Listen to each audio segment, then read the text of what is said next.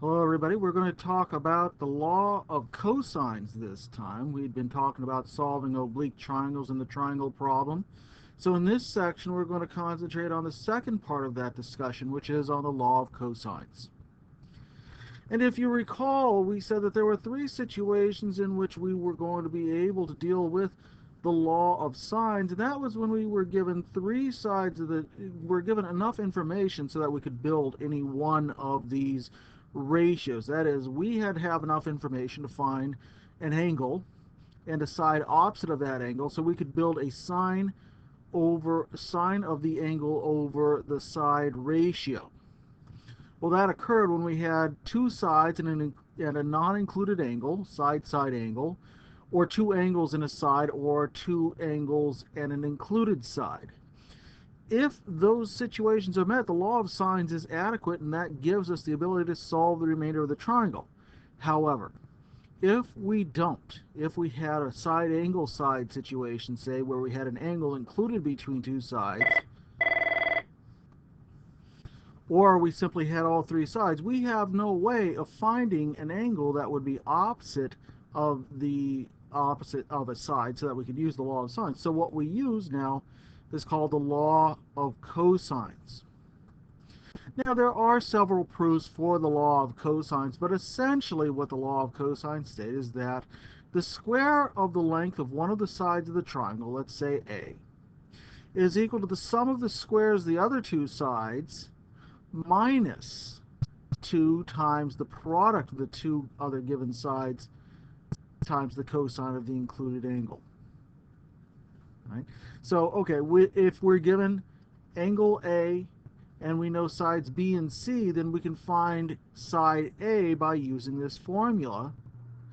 If we know sides A and C and we know angle B, which is between them, then we can use the second formula, and so on.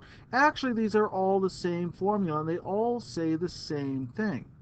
What I find interesting is the family resemblance to the uh, Pythagorean theorem. And if you actually think about it, let's talk about this last form right here. Let's say that we knew what angle C was, and we knew the length of two sides A and B. What could be said? Well, if angle C is 90 degrees,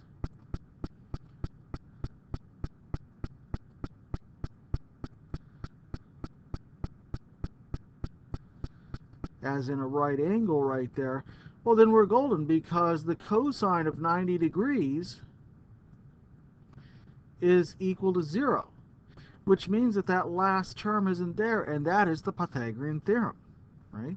So if the angle right here were the 90, we would be talking about the Pythagorean theorem. This is just a generalization of the Pythagorean theorem that allows us to evaluate the situation if, let's say, angle C is less than 90 degrees.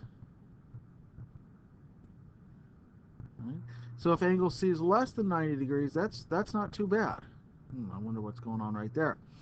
If angle C, on the other hand, is greater than 90 degrees, then that hypotenuse would be greater, right? Because we would have a second quadrant angle for which that happens. And so we could look at it that way as just another way of dealing with this trigonometric relationship. So the law of cosines should, on some level, make some sense to you.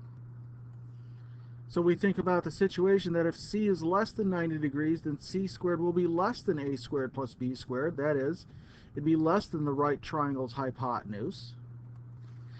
And likewise, if the angle C is greater than 90 degrees, we would see that the opposite side of C would be greater than A squared plus B squared, which matches with the fact that when we have an angle greater than 90 degrees for cosine, we get a negative value, so we're subtracting a negative. Okay, well, on a general level, this should make some sense to you. But we'll take a look at some examples of how to use this law of cosines in the next few slides.